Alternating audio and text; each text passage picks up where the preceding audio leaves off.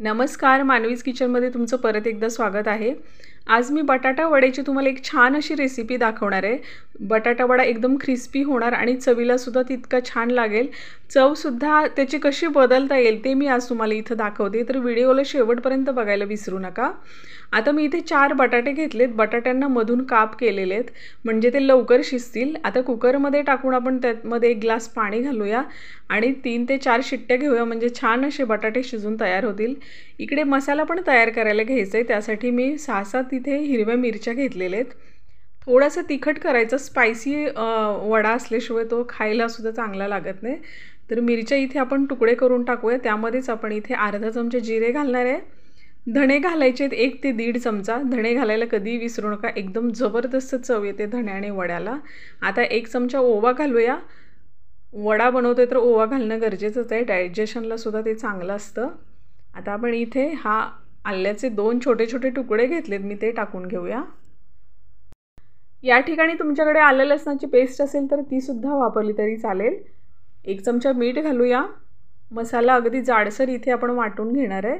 आता आपण चेक करूया की बटाटे शिजलेत की नाही। तर एवढ्या वेळात बटाटे शिजून तयार होतात, कारण 3 ते 4 शिट्ट्या देऊन वरची राहिलेली वाफ सुद्धा मी ठेवलेली होती।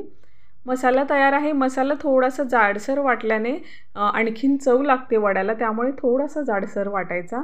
आता आपण इकडे पीठ तयार करायला घेऊया। पीठ मी थोडंसं जास्तच घेते, कारण शिल्लक राहिलं तरी मला थोडेसे भजे पण काढायचे आहेत। आता या सारणामध्ये आपण इथं अर्धा चमचापेक्षा थोडंसं मीठ घालूया।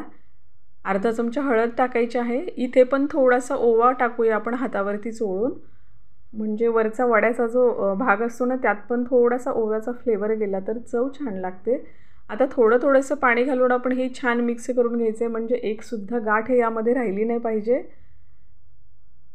अगदी व्यवस्थित याला थोडंसं पाणी घालून मस्त सगळं मिक्स करायचे। तर इथे सारण तयार झालेलं आहे। जास्त पातळ नको, जास्त जाड नको। पीठ भिजलेलं आहे, आपण साईडला ठेवून देऊया। जर पीठ जास्त वेळ भिजवलं तर त्याची आणखीन चव लागते जास्त, त्यामुळे थोडा वेळ भिजवलं तरी चालेल। आता आपण साईडला बटाट्याला फोडणी देऊया। त्यासाठी अगदी 1 चमचा तेल घातले मी पॅनमध्ये। 1 चमचा मोहरी घातलेली आहे। जो आपण मसाला वाटून घेतलेला होता तो इथं तेलामध्ये फ्राय करून घ्यायचा आहे। मिरची थोडी आपण कच्चीच घातली, त्यामुळे थोडा जास्त वेळ फ्राय करायचा। आता माझ्याकडे फ्रेश कढीपत्ता नव्हता म्हणून मी माझ्याकडे ड्राय होता तोच वापरलाय। थोडासा हाताने चुरून घालायचा। ड्राय कढीपत्तासुद्धा तितकाच चव देतो जेवढा ओला असतो तेवढा। आता यामध्ये परत अर्धा चमचा हळद घालू, अर्धा चमचा मीठ घालूया आणि हे सारण सगळं व्यवस्थित मिक्स करून घ्यायचं आहे आता इथे, कारण जे मिरचीमधला कच्चापणा होता तो सगळा निघून जाईल इथे।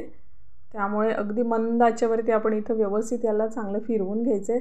आता आपण यामध्ये बटाटे टाकून घेऊया लगेच। बटाट्यांना मी बारीक काप करून घेतलेत, म्हणजे पॅनमध्ये आपला जास्त वेळ जात नाही आहे त्याला मॅश करायला, आणि तसं तरी उलटण्याने लवकर मॅश होतच नाही, तुम्हाला माहीतच आहे। त्यामुळे खालीच जर थोड्याशा बटाट्याच्या फोडी करून घेतल्या तर तेवढाच वेळ वाचतो। आता हे असं लवकर बारीक होणार नाही, तर माझ्याकडे एक पोटॅटो मॅशर आहे, त्याने आपण छान असं हे बारीक करून घेऊया। असे केल्याने आपला वेळही वाचतो आणि पटपट होऊनही जातं। आता हे सगळं मॅश करून तयार आहे, आपण साईडला काढून ठेवूया। थोडीशी कोथिंबीर टाकायची वरून आणि थंड व्हायला ठेवायचे, म्हणजे पटपट आपल्याला त्याचे वडे वळता येतील। सारण थंड झालेलं आहे, आपण लगेच याचे वडे करून घेऊया। तुम्हाला हवे तेवढे छोटे मोठे ज्या आकाराचे हवे ते करू शकता। आम्ही हे घरीच खाणार होतो, त्यामुळे अगदी मी थोडेसे मोठे केलेत। जर तुम्हाला टिफिनला वगैरे द्यायचे असेल तर थोडी साईज छोटी करायची, म्हणजे डब्यामध्ये पण 3-4 बसतात आणि जर कोणी खाणार असेल तर त्यांना सगळ्यांना देता पण येतं व्यवस्थित। वडे इथे तयार आहेत करून। आपण आता डायरेक्ट याला तळायला घेऊया, पण त्याआधी एक प्रोसेस आहे, मी ती तुम्हाला दाखवते। तुमचा जर वडा क्रिस्पी होत नसेल तर या स्टेजला तुम्ही 2 चमचे तांदळाचे पीठ घालू शकता आणि 1 चमचा आपण इथे मिरची आणि मीठ आणि मिरची पेस्ट करून घातलेने अगदी थोडासा मी इथे सोडा टाकलाय, जास्त सोडा टाकला नाहीये। जर जास्त सोडा झाला तर वडा काय करतो, तेल पितो आणि त्या वड्यातून सगळं तेल बाहेर निघतं, म्हणून अगदी किंचितसा इथं सोडा घालायचा खायचा। मिश्रण तयार आहे, आपण वडे सोडून घेऊया। बघा तुम्ही अगदी जाडसर, जास्त पातळ पण नाही आणि जास्त जाडसर पण पीठ ठेवलेलं नाही आहे मी, मीडियम साईजमध्ये ठेवले म्हणजे वडा व्यवस्थित सोडता येतो। आपण तयार केलेल्या सारणामध्ये मिरचीची पेस्ट टाकली ना ती अवश्य टाका, कारण वडा आपण खातो त्यावेळेस वरचा भाग असतो तो पूर्ण अगदी आपल्याला सप्पक लागतो, पण ती पेस्ट जर तिथं टाकली ना अजून वड्याची चव वाढते. आणि त्यातल्या त्यात आपण तांदळाचं पीठ टाकले त्यामुळे अजून क्रिस्पी आणि मस्त होतात, जास्त वेळ टिकतात सुद्धा आणि अजिबात तेल खात नाही आहे वडा. त्यामुळे ही प्रोसेस करायला तुम्ही विसरू नका.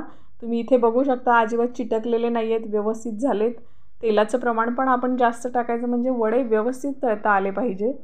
तर अशा प्रकारे आपण व्यवस्थित इथं मंद आचेवरती तळून घ्यायचे आहेत वडे, म्हणजे क्रिस्पीपणा त्याचा टिकून राहील. तर बघू शकता तुम्ही मस्त कलर आलेला आहे आणि काय चव भन्नाट झालेली आहे, कारण नेहमीच मी अशा प्रकारे वडे बनवते त्यामुळे मला याची चव माहीतच आहे. तर वडे छान तळून झालेले आहेत, अगदी गोल्डन कलर आलेला आहे. आपण साईडला काढून घेऊया. कशी वाटली ही रेसिपी मला नक्की सांगा आणि आवडली असेल तर मानवीज किचनला लाईक, सबस्क्राईब आणि शेअर करायला विसरू नका आणि अशाच पद्धतीने एन्जॉय करा वडे तुम्हीसुद्धा. नंतर भेटू, तोपर्यंत नमस्कार.